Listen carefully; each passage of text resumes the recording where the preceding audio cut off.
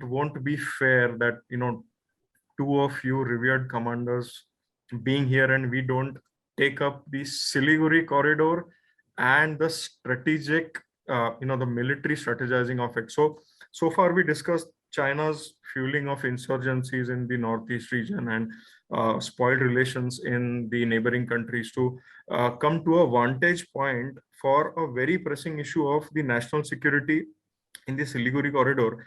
Here we correlate China's strategic moves to create a direct threat to the 20 by 60 kilometers area of the Siliguri corridor and cut the Northeast from India. And if it is on paper, it's doable.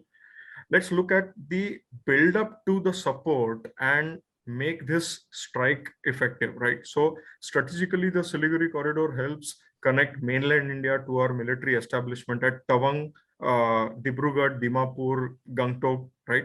Keeping check on the defenses at the LAC, which the Chinese would like to counter. China has constructed roads and airstrips in the Tibet region near the corridor for near proximity to the Bagdogra and the Hasimara air bases for preemptive strikes or the to counter our air support, right?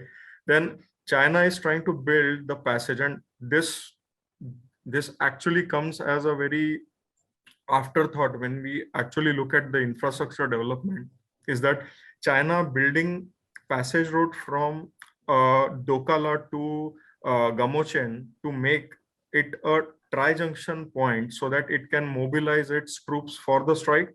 Then the Zangmu dam project over Brahmaputra river, which is the lifeline to the northeast region.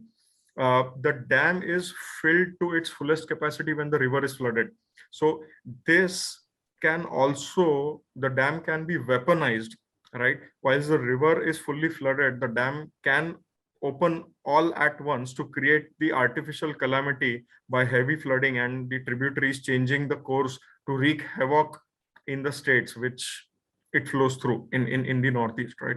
And then recently a military transport ready railway line is connected from China's Western Theater Command at Chengdu to the Ningchi, which is the distance of 40 kilometers from the Upper Siang district in Arunachal Pradesh, opposite to the Kuting sector border, to militarize that region near that border to destabilize it.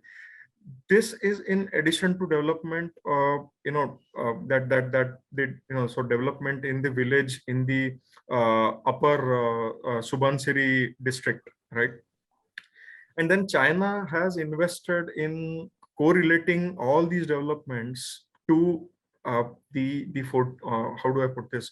To the neighboring states, the Nepal, Bangladesh, Bhutan areas bordering India, where Bangladesh's proximity allows China's tactics to influence the concentration of illegal migrants to the region, which can actually change the demography at that point, and then the support building up for collaboration to involve the military and non-military threats to the pivotal region. So this is a game of chess placement for a one-time coordinated heavy strike, right? Here, clubbing these facts from the previous discussion about the Chinese intentions with India's northeast and the strong arming diplomacy with the neighbors whose support we need but actually can't receive in totality.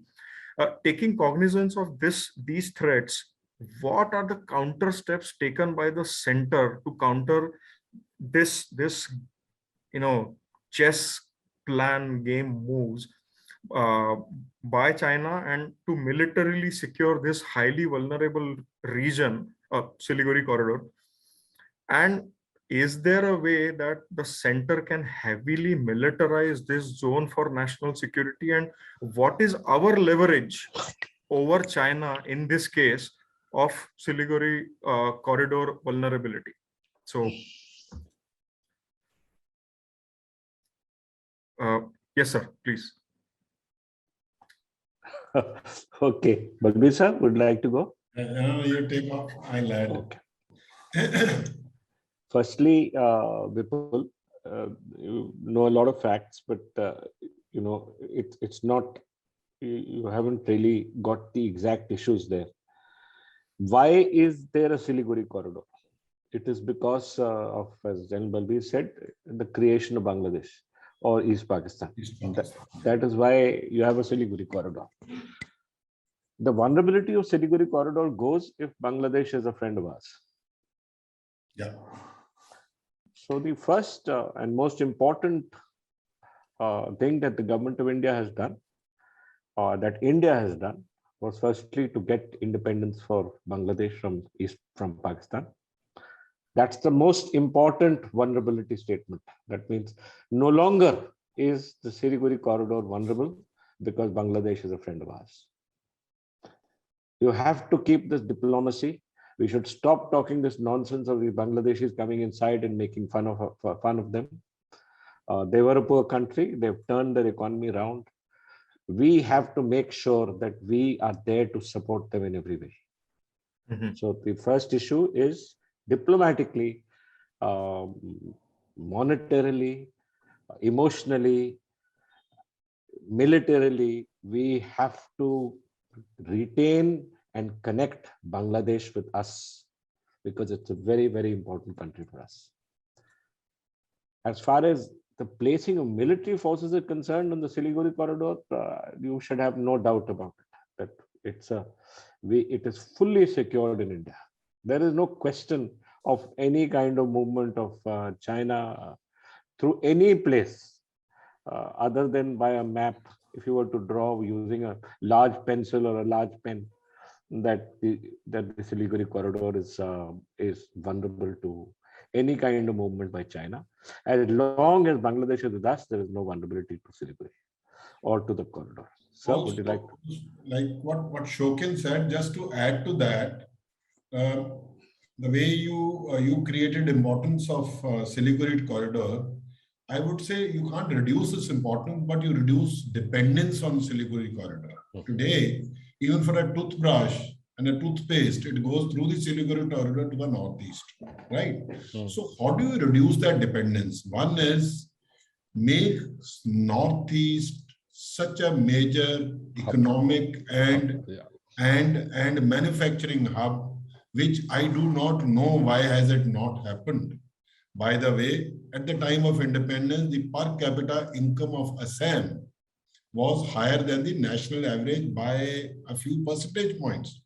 And today it is 70% of rest of the country, the national average. Why? We have faltered, right? So one way to reduce, thankfully, which is moving in that direction to reduce dependencies, good relationship with Bangladesh.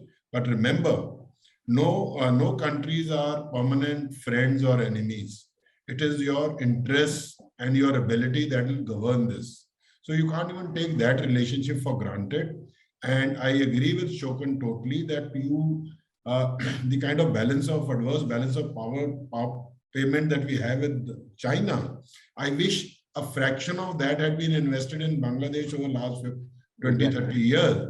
We would have bought much more friendship, and we need economic, military, strategic, emotional friendship with them. Second, Bhutan is an all-weather great friend of India. They trust us and we have a very good relationship. Let's not take that for granted as well. Bhutan will again stand by you if you have the ability, which we did in the case of Doklam. Indian Army moved forward. But that was then. We cannot prepare for the last war to fight the next one. We have to have contingency thoughts as to how do we protect and provide depth to Siliguri corridor from the Chumbi Valley side. And for that, we have to continue to build friendship, win over confidence of Bhutan that it is in their interest to be with India than to sacrifice India for somebody else.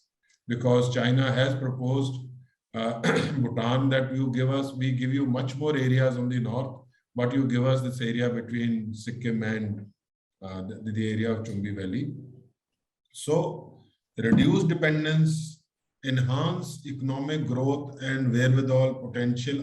Actually, the citizens of the area will stand by the country and fight for their area only when they are happy being part of that that nation that exists there. So we have to do that to the Northeast, and Northeast by itself becomes such a flourishing region in which part of the country that exhibits confidence. It has manufacturing, it has an export industry, it is acting east the way it should be. And it becomes a launch pad for our not too far relationship with Bangladesh, relationship with Myanmar. Myanmar, after all, if he is a backward economy, needs help. And like what Shokin said, the Myanmari military and other citizens trust India. We have our soft power, which people trust. But we need our own ability to encash on that soft power, which we haven't done for long. Militarily, enough is being done for sure. And China very well knows that soldier to soldier, formation to formation, India is far superior than them. And that's probably the reason whenever they touch Indian army, they get back a bloody nose. But militaries are one of the many elements of national power, which ensure national security. So I always say, if I have to sum up national security in one word, it's economy. If you say two words, it's economy and governance.